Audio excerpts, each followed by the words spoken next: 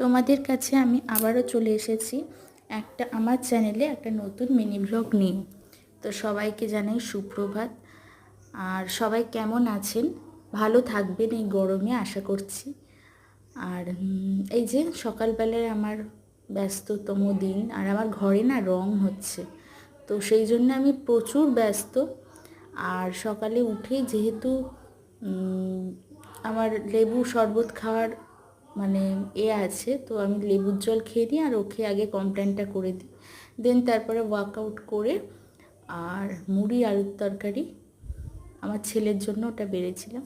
তো আমার লাঞ্চটা এরকম করেই করা হলো।